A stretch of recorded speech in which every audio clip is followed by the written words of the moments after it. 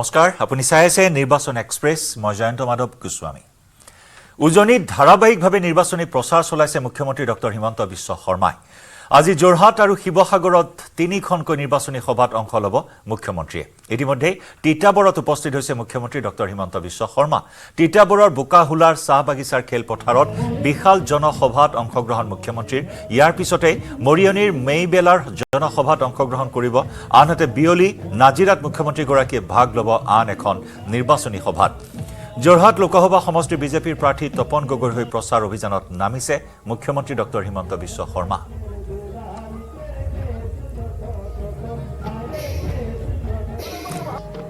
তিতাবৰত ৰণসিঙা বজাইছে মুখ্যমন্ত্ৰী গৰাকীয়ে বোকাহুলাৰ খেলপথাৰত বিশাল নিৰ্বাচনী সভাত অংশগ্ৰহণ কৰে জোৰহাটৰ বিজেপিৰ প্ৰাৰ্থী তপন কুমাৰ গগৈৰ হৈ প্ৰচাৰ অভিযানত নামিছে মুখ্যমন্ত্ৰী ডক্টৰ শৰ্মা তিতাবৰ কংগ্ৰেছৰ ভেটি তিতাবৰত ৰণদুন্দুভি বিজেপিৰ মুখ্যমন্ত্ৰী গৰাকীয়ে এনেদৰে ধাৰাবাহিক প্ৰচাৰ অভিযান চলাইছে প্ৰথম পৰ্যায়ৰ ভোট গ্ৰহণ অহা 19 এপ্ৰিলত ডিব্ৰুগড় জোৰহাট কাজিৰঙা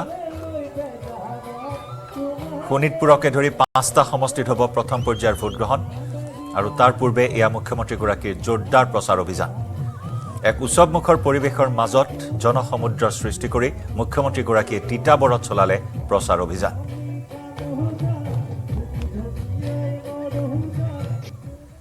আজি কংগ্ৰেছ দলে নিজে অৰুণোদয় দিব নোৱাৰে আৰু বেলেগে অৰুণোদয় দিলেও বেয়া পায় নিজেও গাখীৰ দিব নোৱাৰে আৰু গাখীৰ দিয়া গৰুটোক লাত মাৰি থাকে হয়নে নহয় নিজে গাখীৰ নোলাই নিজৰ পৰা আকৌ কোনোবা গৰুৱে যদি গাখীৰ দি আছে তাকো লাত মাৰি দিয়ে যে কিয় গাখীৰ দি আছ বুলি আজি আপোনালোকে চিন্তা কৰক এই যে ৰেচন কাৰ্ডখন আমি পালো ৰেচন কাৰ্ডত আমি কি পাওঁ প্ৰথম আমি 5 কেজি বিনামূলীয়া চাউল পাওঁ হয়নে পায়নে নাপায় ৰেচন কাৰ্ড থাকিলে আমি উজ্বলা গেছ পাওঁ উজ্বলা গেছৰ দাম বজাৰতকৈ 300 টকা কম তাৰ পিছত যেতিয়া আমাৰ ৰেচন কাৰ্ডখন থাকে তেতিয়া আমি এখন আয়ুষ্মান ভাৰতৰ কাৰ্ড পাওঁ বেমাৰ হলে আমি চিন্তা কৰিব নালাগে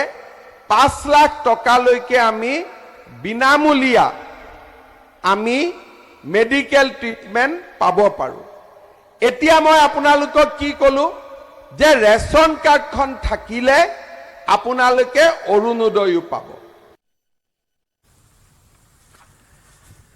ইফালে প্ৰধানমন্ত্ৰী নৰেন্দ্ৰ মোদীৰ ধাৰাবাহিক নিৰ্বাচনী প্ৰচাৰ উত্তৰ প্ৰদেশৰ সাহাৰানপুৰত নিৰ্বাচনী প্ৰচাৰ প্ৰধানমন্ত্ৰীৰ বিশাল জনসভাত অংশগ্ৰহণ কৰে প্ৰধানমন্ত্ৰী মোদীয়ে সাহাৰানপুৰক মা শক্তিৰ স্থান আখ্যা মোদীৰ ইণ্ডি ব্লকে মা শক্তিক প্ৰত্যাহ্বান জনাইছে বুলি কয় মোদীয়ে বিশাল জনসভাত অংশগ্ৰহণ কৰি বিৰোধীক তীব্ৰ কটাক্ষ প্ৰধানমন্ত্ৰী মোদীৰ अब हम भारत को विकसित राष्ट्र बनाने के मिशन में जुटे हैं वहीं दूसरी तरफ जो हमारे विरोधी हैं वो क्या कर रहे हैं ये सत्ता पाने के लिए तड़प रहे हैं छटपटा रहे हैं मैं देश का पहला चुनाव देख रहा हूं जहां विपक्ष जीत का दावा नहीं कर रहा है किसी विपक्ष के नेता से आपने सुना कि भाई उनकी सरकार बनेगी सुना कोई बोलता है बल्कि विपक्ष सिर्फ इसलिए चुनाव लड़ रहा है ताकि भाजपा की सीटें 370 से कम की जा सके और एनडीए की 400 से कम की जा सके इसके लिए लड़ाई लड़ रहा है आज सपा की स्थिति यह है कि यहां हर घंटे उसे अपने उम्मीदवार बदलने पड़ रहे हैं ये लोग उम्मीदवारों तक का फैसला नहीं पाला रहे और कांग्रेस की स्थिति तो और विचित्र है कांग्रेस को तो उम्मीदवार ही नहीं मिल रहे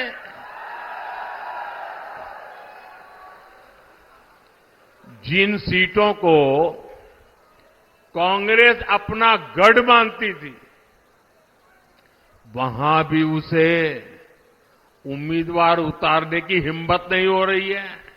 मैंने तो देखा कुछ जगह पे जिसको उन्होंने उम्मीदवार घोषित कर दिया, टिकट दे दिया, उसने दूसरे दिन इस्तीफा दे दिया। यानी इंडी गठबंधन अस्थिरता और अनिश्चितता का दूसरा नाम बन चुका है। সৰ্বানন্দ সোণোৱালৰ বাসগৃহত এজেপিৰ প্ৰাৰ্থী লুৰিণজ্যোতি গগৈ। ডিব্ৰুগড়ৰ বিজেপি প্ৰাৰ্থী সৰ্বানন্দ সোণোৱালৰ বাসগৃহত উপস্থিত হৈ জ্যেষ্ঠজনৰ পৰা আশীৰ্বাদ ললে বিৰোধী ঐক্যমঞ্চৰ প্ৰাৰ্থী লুৰিণজ্যোতি গগৈ। লুৰিণজ্যোতি গগৈ যোৱাৰ সময়ত অৱশ্যে ঘৰত নাছিল প্ৰতিদ্বন্দ্বী প্ৰাৰ্থী সৰ্বানন্দ সোণোৱাল। লুৰিণে সোণোৱালৰ জ্যেষ্ঠ ভাতৃক সৌহাৰ্যমূলক সাক্ষাৎ কৰে। জ্যেষ্ঠ ভাতৃৰ স্বাস্থ্যৰো বুজ ললে। সোণোৱালৰ ঘৰখনৰ সৈতে পূৰ্বৰে পৰা সুসম্পৰ্ক থকা লুৰিণে ঘৰুৱাভাৱে কথা পাতিলে সোণোৱালৰ নিকট আত্মীয়সকলৰ সৈতে। বিৰোধী ঐক্যমঞ্চৰ প্ৰাৰ্থীগৰাকীয়ে ডিব্ৰুগড় লোকসভা সমষ্টিৰ ঠায়ে ঠায়ে ঘৰে ঘৰে গৈ নিৰ্বাচনী প্ৰচাৰ চলাইছে। আৰু তাৰ মাজতে চাবুৱাৰ মুলুক গাঁৱত থকা বিজেপিৰ প্ৰাৰ্থী সৰ্বানন্দ সোণোৱালৰ বাসগৃহত উপস্থিত হৈ পৰিয়ালবৰ্গক সাক্ষাৎ কৰিলে লুৰিণজ্যোতি গগৈয়ে। এইবাৰ ন কৌশল অৱলম্বন কৰিছে প্ৰাৰ্থীসকলে প্ৰচাৰ অভিযানত। যোৰহাটৰ ক্ষেত্ৰতো দেখিবলৈ পোৱা হৈছিল তপন কুমাৰ গগৈ, তৰুণ গগৈৰ কনিষ্ঠ ভাতৃ দীপ গগৈক সাক্ষাৎ কৰিছিল। গৌৰৱ গগৈৰ খুৰাক দীপ গগৈক সাক্ষাৎ কৰি এক নতুন কৌশল অৱলম্বন কৰিছে প্ৰচাৰ অভিযানৰ। আৰু এইবাৰ লুৰিণজ্যোতি গগৈকো দেখিবলৈ পোৱা হ'ল শক্তিশালী প্ৰতিদ্বন্দ্বী সৰ্বানন্দ সোণোৱালৰ বাসগৃহত উপস্থিত হৈ সৰ্বানন্দ সোণোৱালৰ জ্যেষ্ঠ ভাতৃৰ পৰা আশীৰ্বাদ ললে লুৰিণজ্যোতি গগৈয়ে।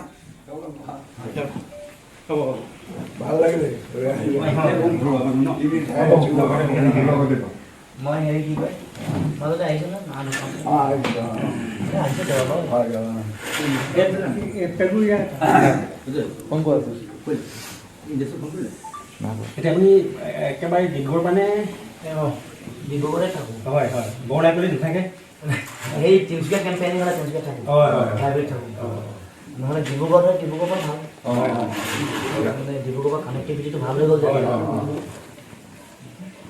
প্ৰথম এনে আহিছেনে? এই আজি ৰাতিপুৱা প্ৰথমে আনে নেকুলাগান যাম, মই চিনাকি কৰিলোঁ। এতিয়া ৰাজকুমাৰ নিৰ্মাণেতো ডিব্ৰুগড়ত খেলিলে এই ৰাজু ফুকন লোকসভা নিৰ্বাচন আৰু সমগ্ৰ লোকসভা নিৰ্বাচনক লৈ দেখা গৈছে প্ৰতিটো দলে ইতিমধ্যে কুচকাৱাজ আৰম্ভ কৰিছে। সমান্তৰালকৈ আজি যিহেতু মই মুলুক গাঁৱত উপস্থিত আছোঁ আৰু চাবুৱাৰ যিহেতু মুলুক গাঁৱত আহি এই মুহূৰ্তত যিটো বিৰোধী ঐক্য মঞ্চৰ যি প্ৰাৰ্থী লুৰিণজ্যোতি গগৈ আহি উপস্থিত হৈছে, বিজেপিৰ প্ৰাৰ্থী সৰ্বানন্দ সোণোৱালৰ ঘৰত আহি উপস্থিত হৈছে। তেওঁ ভোট বিচৰা দেখা পোৱা গৈছে। যিহেতু ঘৰত সৰ্বানন্দ সোণোৱালৰ জ্যেষ্ঠ ভাতৃ উপস্থিত আছে, তেখেতৰ পৰা ভোট বিচাৰিছে। আৰু এই মুহূৰ্তত যিহেতু তেওঁৰ ঘৰত উপস্থিত আছে, জ্যেষ্ঠ ভাতৃৰ পৰা কিছু কথা জানিবলৈ যত্ন কৰিম এই মুহূৰ্তত। ৰাইজৰ ৰাজনীতিক সকলো ঘৰতে আহিব, সকলোৰ পৰা পৰামৰ্শ ল'ব আৰু আশীৰ্বাদ বিচৰাটো আমি যেনেকৈ আহিছে তেনেকৈ তেওঁক আশীৰ্বাদ কৰিছোঁ। জয়যুক্ত হওক। ৰাইজৰ মন কোনো কিনিব নোৱাৰে। যাৰ ভাগ্য তেওঁ ৰাজনীতিক যেনেকৈ আশা কৰিছে তেওঁ শুভ হওক। ইফালে অতি শীঘ্ৰেই একেলগ হ'ব অখিল গগৈ আৰু লুৰিণজ্যোতি গগৈ। নাহৰকটীয়াত শুকুৰবাৰে অখিল গগৈক ঘোষণা কৰাৰ পিছতে লুৰিণজ্যোতি গগৈয়ে ক'লে যে একে কথা যে লোকসভা নিৰ্বাচনৰ পিছতে দুয়ো আনুষ্ঠানিকভাৱে একত্ৰিত হোৱাৰ ইংগিত দিলে। ইতিমধ্যে ইয়াকে লৈ কেইবালানি আলোচনা ইতিমধ্যে সম্পন্ন হোৱা বুলি জনালে লুৰিণজ্যোতি গগৈয়ে। যোৱাবাৰ অখিল গগৈ ডাঙৰীয়ে বক্তব্য ৰাখিছে, সেইটো আমি আলোচনা আগৰ পৰা চলিও আছে। কিন্তু আমি এই নিৰ্বাচন যোৱাৰ পিছত গোটেই কথা বতৰাবোৰ বিলোচনা কৰি আমি আগবাঢ়িম। কেন্দ্ৰীয় গৃহমন্ত্ৰীৰ অসম ভ্ৰমণ বাতিল। হোজাইত আছিল অমিত শ্বাহৰ জনসভা। লখিমপুৰ আৰু গহপুৰতো আছিল কেন্দ্ৰীয় গৃহমন্ত্ৰীগৰাকীৰ জনসভা। ৭-৮ এপ্ৰিলত দুদিনীয়া ভ্ৰমণসূচী বাতিল কৰা হৈছে। পৰৱৰ্তী ভ্ৰমণসূচী 11 এপ্ৰিলত হোৱাৰ সম্ভাৱনা আছে।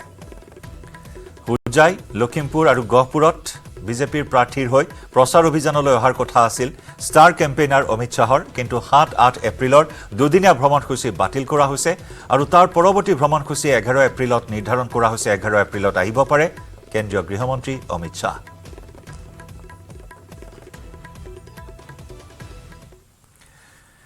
তপন গগৈৰ হৈ নিৰ্বাচনী প্ৰচাৰ চলাবলৈ সঘনে শিৱসাগৰলৈ আহিছে মন্ত্ৰী পীযুষ হাজৰিকা। আজি শিৱসাগৰৰ দিখৌমুখত পুৱাই নিৰ্বাচনী প্ৰচাৰ চলাই মন্ত্ৰী পীযুষ হাজৰিকাই ভাষণ প্ৰদান কৰি মন্ত্ৰীগৰাকীয়ে ৰাইজৰ দল আৰু অসম জাতীয় পৰিষদ একলগ হৈ নতুন দল গঠন কৰিলে শূন্য হ'ব বুলি মন্তব্য কৰে। শূন্য পূৰণ শূন্য, ফলাফল শূন্য হ'ব বুলিও কটাক্ষ মন্ত্ৰীগৰাকীৰ। ইপিনে অখিল গগৈয়ে ইতিমধ্যে নৰেন্দ্ৰ মোদী তৃতীয়বাৰৰ বাবে প্ৰধানমন্ত্ৰী হ'ব বুলি মানি লৈছে বুলিও মন্তব্য কৰে পীযুষ হাজৰিকাই।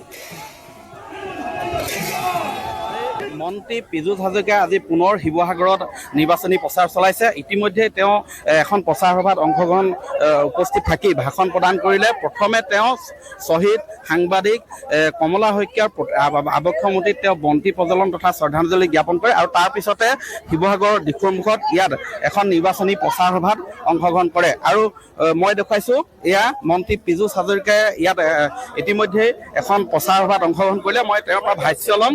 দাদা, আজি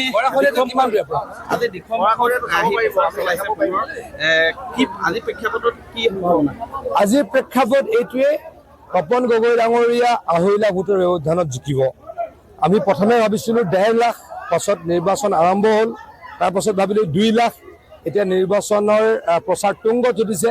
মই ভাবোঁ যে 2.5 লাখ ভোটৰ ব্যৱধানত তপন গগৈ ডাঙৰীয়া জিকিব আৰু কংগ্ৰেছ দলৰ প্ৰাৰ্থীগৰাকীয়ে 2.5 লাখ ভোটৰ ব্যৱধানত পৰাজয় বৰণ কৰিব। যিমানে অংক নকৰক, মানুহৰ উপস্থিতি আপোনালোকে দেখিছে সকলোতে। আপোনালোকে মোতকৈ বেছি দেখিছে। আপোনালোকে যেনেকৈ আমাৰ মিটিং কভাৰ কৰে তেনেকৈ কংগ্ৰেছ দলৰো মিটিং কভাৰ কৰে। আমাৰ মিটিঙত পঞ্চায়ত লেভেলৰ মিটিঙত 1000 মানুহ হয়, 800 মানুহ হয় আৰু তেওঁলোকৰ পঞ্চায়ত লেভেলৰ মিটিঙত 100 মানুহ হয়। গতিকে সকলোতে এই কথা পৰিস্ফুট হৈ গৈছে, পৰিষ্কাৰ হৈ গৈছে। গতিকে মই আপোনাক ক'ব পাৰোঁ যে আমি এই সমষ্টিটোত 2.5 লাখ ভোটৰ ব্যৱধানত জয়লাভ কৰিম। অখিল গগৈৰ লগত এটা কথা কালি অখিল গগৈয়ে কৈছে যে যদিহে লুৰিণজ্যোতি গগৈক ডিব্ৰুগড়ত জিকি যায় তেনেহ'লে অখিল গগৈ আৰু লুৰিণজ্যোতি গগৈ দুয়োটা ৰাইজৰ দল আৰু অসম জাতীয় অখিল গগৈ ডাঙৰীয়াই কালি এটা ডাঙৰ ভুল কৰি দিলে। এটা ভিডিঅ' মই ৰাতিপুৱা দেখিছোঁ। তেখেতে কৈ দিলে যে লুৰিণজ্যোতি গগৈ ডাঙৰীয়া যদি জিকে মোদী ডাঙৰীয়াৰ বিৰুদ্ধে গৰ্জন দিব পাৰিব। তাৰমানে মোদী ডাঙৰীয়া প্ৰধানমন্ত্ৰী হ'ব। অখিল গগৈ ডাঙৰীয়াই স্বীকাৰ কৰিলে, মই তেখেতক ধন্যবাদ দিছোঁ। আকৌ কৈছে যিহেতু সৰ্বানন্দ সোণোৱাল ডাঙৰীয়া ৰাজ্যসভাৰ সদস্য হৈ আছে, মন্ত্ৰী হৈয়ে থাকিব, গতিকে লুৰিণজ্যোতি গগৈক ভোট দিব লাগে। অখিল গগৈ ডাঙৰীয়াক আজি মই তেখেতৰ সমষ্টিত আহি ধন্যবাদ জ্ঞাপন কৰিছোঁ। তেখেতে ক'লে যে নৰেন্দ্ৰ মোদী ডাঙৰীয়া মানে আকৌ প্ৰধানমন্ত্ৰী হ'ব আৰু সৰ্বানন্দ সোণোৱাল ডাঙৰীয়া মন্ত্ৰী হৈয়ে থাকিব। মই তেখেতক ধন্যবাদ জ্ঞাপন কৰিছোঁ। নিৰ্বাচনৰ পিছতে 0+0+0 মই কালিয়ে টুইট কৰিছোঁ। 2টা শূন্য লগ লগাই দিলে ৰিজাল্ট শূন্যই হয়। গতিকে ৰাইজৰ দল প্লাছ AJP =0। গতিকে তেওঁলোক শূন্য পাব। নিৰ্বাচনী আচৰণবিধি উলংঘা কৰা বুলি অভিযোগ আহিছে। মইতো নাভাবোঁ, মই দেখা নাই। আমি তেনেকুৱা একো কৰা নাই। আমি ৰাইজৰ কাৰণে মাত মাতিছোঁ, ৰাইজৰ কাৰণে কাম কৰিব খুজিছোঁ আৰু ৰাইজৰ কাৰণে কাম কৰিয়ে যাম। এয়া আছিলে মন্ত্ৰী পীযুষ হাজৰিকাৰ ভাষ্য। শোণিতপুৰ আপত খহনীয়া। 55গৰাকী আপৰ সদস্যৰ দল ত্যাগ কৰি 26জনে শুকুৰবাৰে নিশাই ৰঞ্জিত দত্তৰ উপস্থিতিত বিজেপিত যোগদান কৰে। দলটোত থাকি কাম কৰিবলৈ সুযোগ নোপোৱাৰ বাবে দল ত্যাগ কৰা বুলি মন্তব্য আপ ত্যাগ কৰা সদস্যসকলৰ। উল্লেখযোগ্য যে আপ ত্যাগ কৰা 55জন সদস্যই শোণিতপুৰৰ আপৰ প্ৰাৰ্থী ঋষিৰাজ কন্দিনৰ লগত দিনে নিশাই নিৰ্বাচনী প্ৰচাৰত ব্যস্ত আছিল।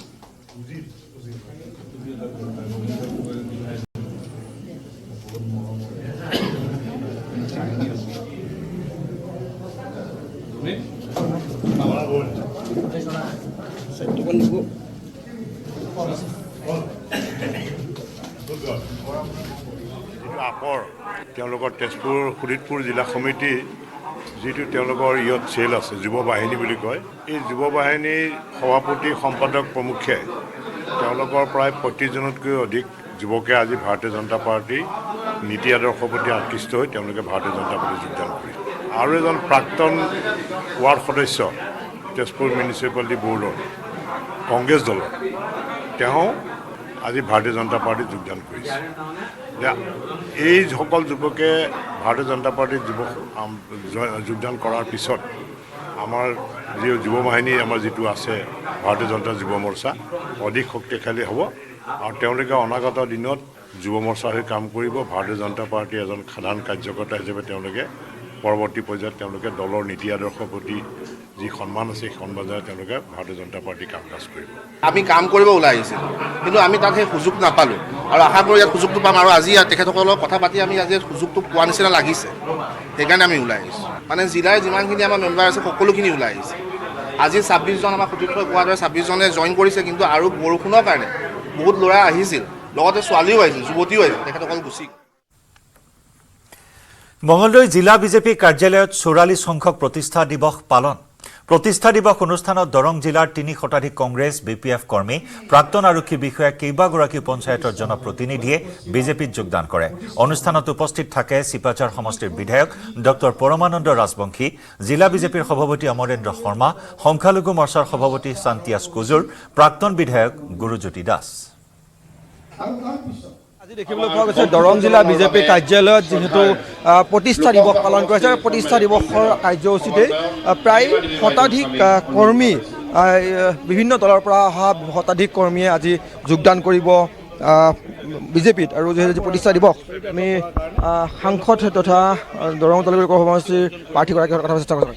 কিমান লোক আজি 3 শতাধিক লোক আছে, বিভিন্ন ৰাজনৈতিক দল, কংগ্ৰেছ, অন্য বিভিন্ন দল সংগঠন আৰু বিশেষকৈ BPF দল। তো BPF দলৰ জিলা সমিতিৰ নেতৃস্থানীয় যিসকল তেওঁলোকৰ কাৰ্যকৰ্তা আছে বা নেতৃত্ব আছে আৰু বিভিন্ন প্ৰাইমেৰী সমিতিৰ কাৰ্যকৰ্তা আছে, তেওঁলোকে আজি আনুষ্ঠানিকভাৱে নৰেন্দ্ৰ মোদী ডাঙৰীয়া, হিমন্ত বিশ্ব শৰ্মা ডাঙৰীয়াৰ যি উন্নয়নৰ ৰাজনীতি, ভাৰতীয় জনতা পাৰ্টীৰ যি ৰাষ্ট্ৰীয়তাবাদী ৰাজনীতি, এই ৰাজনীতিৰ প্ৰতি আকৰ্ষিত হৈ আনুষ্ঠানিকভাৱে আমাৰ দলত যোগদান কৰিছে। মই তেখেতসকলক উষ্ম আদৰণি জনাইছোঁ আৰু তেওঁলোকৰ যোগদানে আগন্তুক দিনত আমাৰ দলটোৰ সাংগঠনিক ভেটি মজবুত কৰাৰ লগতে নৰেন্দ্ৰ মোদী ডাঙৰীয়াৰ যি বৃহৎ জয় হ'ব দৰং ওদালগুৰিত, সেইটো সুনিশ্চিত কৰিছে। দাবী কৰিছে, দাবী উৎখাত হ'ব নেকি জয়ী হ'ব বুলি? ইয়াৰ পৰা চাই লওক, এতিয়া চবেই দাবী কৰে। এতিয়া দুৰ্গাদাস বড়ো যদি তেওঁ জিকিব বুলি ভাবিছে, তেওঁ কোনখন পৃথিৱীত বাস কৰিছে, সেইটো ৰাইজে তেওঁকে প্ৰশ্ন কৰিব।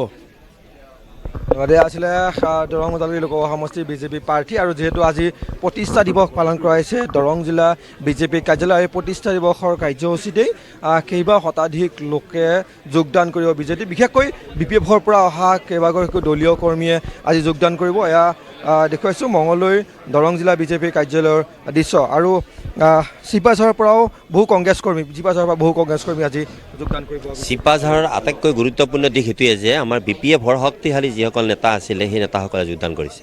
তাৰোপৰি আমাৰ যিখিনি নেকি কংগ্ৰেছৰ কংগ্ৰেছৰ ধৰক পঞ্চায়তৰ সভাপতি আছে, পঞ্চায়তৰ কাৰ্যকৰ্তাসকল আছে আৰু বিভিন্ন দিশত থকা তেওঁলোকৰ যিটো বিষয়বাব সকলো পৰিত্যাগ কৰি পেলাই তেওঁলোকে ভাৰতীয় জনতা পাৰ্টীত যোগদান কৰিবৰ কাৰণে আহিছে। আচলতে এইবাৰ চিপাঝাৰ সমষ্টিত অধিক ভোট দিব পাৰিব বিজেপিক আপুনি এই ধৰণৰ যোগদানৰ জৰিয়তে? এই ধৰণৰ যোগদানৰ জৰিয়তে এটা সাংঘাতিক ধৰণে আমাৰ চিপাঝাৰ এটা বৃহত্তৰ সমষ্টিটোত এটা গুৰুত্বপূৰ্ণ এটা পৰিৱেশৰ সৃষ্টি হৈছে। গোৱালপাৰা বিহু ফিল্ডত ধুবুৰী লোকসভা সমষ্টিৰ অগপৰ প্ৰাৰ্থী জাভেদ ইছলামৰ নিৰ্বাচনী প্ৰচাৰ। বিজেপি মিত্ৰজোঁটৰ প্ৰাৰ্থীগৰাকী বিহু ফিল্ডত স্থানীয় ৰাইজৰ সৈতে মত বিনিময় কৰে। আজমলক তীব্ৰ কটাক্ষ কৰি জাভেদ ইছলামে কয়, আজমলে ধৰ্মীয় মেৰুকৰণ কৰি মানুহক আৱেগিক কৰিছে, যিটো কথা এতিয়া ধুবুৰীবাসীয়ে বুজি উঠিছে। নিৰ্বাচনী প্ৰচাৰ চলাই কংগ্ৰেছ প্ৰাৰ্থী ৰকিবুল হুছেইনকো তীব্ৰ কটাক্ষ কৰে জাভেদ ইছলামে। 20-25 দিনৰ পৰা আমি গ্ৰাছৰুট লেভেল কাম কৰি আছোঁ, কমিটিবিলাক ভাল কাম কৰি আছে, আমাৰ মিত্ৰজোঁটৰ কৰ্মীসকল আন্তৰিকতাৰে কাম কৰি আছে, গতিকে ভাল ইম্প্ৰুভ হৈ আছে, যথেষ্ট ইম্প্ৰুভ হৈ আছে। মৌলানা বদৰুদ্দিন আজমল ডাঙৰীয়া তেখেত 15 বছৰ, 5 বছৰেই যথেষ্ট হয়, দায়িত্ব পালে 5 বছৰত তেখেতৰ কামখিনি দেখাই দিব লাগে কি কৰিব বিচাৰিছে, কিন্তু 15 বছৰতো তেখেত জিৰ', উন্নয়নৰ ফালে একেবাৰে টোটালি জিৰ'। আৰু অইনফালে তেখেত ভৰ্তি আছে এটা লাইনত ধৰ্মীয় মেৰুকৰণ, 5 বছৰ নাথাকে, ঠিক ইলেকশ্যনৰ সময়ত হিন্দু মুছলিম কৰি পেলাই আৱেগিক সৃষ্টি কৰে, যিটো সময়ত আমি ৰখাব নোৱাৰোঁ এনেকুৱা পৰ্যায়ত। কিন্তু এইবাৰ মই আশা ৰাখিছোঁ যে সাধাৰণ ৰাইজে বুজি পাইছে বৰ্তমান আৰু ভৱিষ্যত তেওঁলোকৰ ল'ৰা ছোৱালীৰ ভৱিষ্যতৰ কথাও তেওঁলোকে উপলব্ধি কৰিছে আৰু বাস্তৱিকভাৱে তেখেতৰ স্বৰূপটো ধৰাও পৰিছে প্ৰায় 1-2 বছৰৰ পৰা বেছিকৈ ধৰা পৰিছে ৰঙাপুৰত কংগ্ৰেছৰ সভাত এতিয়া মানুহৰ অভাৱ হৈছে মাত্ৰ 10-12 জন লোকক লৈ নিৰ্বাচনী প্ৰচাৰ চলাইছে কংগ্ৰেছ দলত আছে ৰঞ্জিত দত্তৰ মানুহ এই মন্তব্য 11 নম্বৰ শোণিতপুৰ লোকসভা সমষ্টিৰ মিত্ৰজোঁটৰ প্ৰাৰ্থী ৰঞ্জিত দত্তৰ ৰঙাপুৰা সমষ্টিত কংগ্ৰেছ দলৰ প্ৰচাৰ নাই বাগিচা অঞ্চলত কংগ্ৰেছ দলৰ পতাকা ধৰা মানুহ নোহোৱা হৈছে বাগিচা অঞ্চলৰ শ্ৰমিকৰ ঘৰে ঘৰে কেৱল বিজেপিৰ পতাকা উৰিছে ৰঙাপুৰা সমষ্টিৰ 5খনকৈ নিৰ্বাচনী সভাত অংশগ্ৰহণ কৰি বিজেপিৰ প্ৰাৰ্থীগৰাকীয়ে ৰাজ্য চৰকাৰৰ 5টাকৈ গ্যাৰাণ্টি লৈ নিৰ্বাচনী প্ৰচাৰ চলাইছে টিকটৰ বাবদ কংগ্ৰেছ দলে টকা লোৱা সংক্ৰান্তত বিজেপিৰ প্ৰাৰ্থীগৰাকীয়ে কয় কংগ্ৰেছ দলত টিকট পাবলৈ হলে টকা দিবই লাগিব টকাৰ বিনিময়ত টিকট দিয়া হয় সেইটো সত্য কথা সকলোৱে জানে ৰঙাপুৰা সমষ্টিত কংগ্ৰেছৰ নিৰ্বাচনী কোনো বতাহ নাই আমি 2 লাখৰ অধিক ভোটত জয়ী হ'ম বুলি কয় প্ৰাৰ্থীগৰাকীয়ে বিজেপি প্ৰাৰ্থী ৰঞ্জিত দত্তক সংগ দিলে ৰঙাপুৰা সমষ্টিৰ বিধায়ক কৃষ্ণ কমল তাঁতীয়ে প্ৰায় 10,000তকৈ অধিক ইয়াত লোক সমাগম হৈছে এই চাহ বাগিচাৰ লোকসকল আহিছে ইয়াৰ অঞ্চলৰ লোকসকল আহিছে আৰু ৰাইজে আমাক আশীৰ্বাদ দিছে মহিলাৰ সংখ্যা আপোনালোকে বহুত দেখিছে ইয়াত আৰু বিশেষকৈ মুছলিম মহিলাও ইয়াত আহিছে গতিকে চৰকাৰখনক আশীৰ্বাদ দিব নৰেন্দ্ৰ মোদী ডাঙৰীয়াক তৃতীয়বাৰৰ বাবে ভাৰতবৰ্ষৰ প্ৰধানমন্ত্ৰী পদত অধিষ্ঠিত কৰিব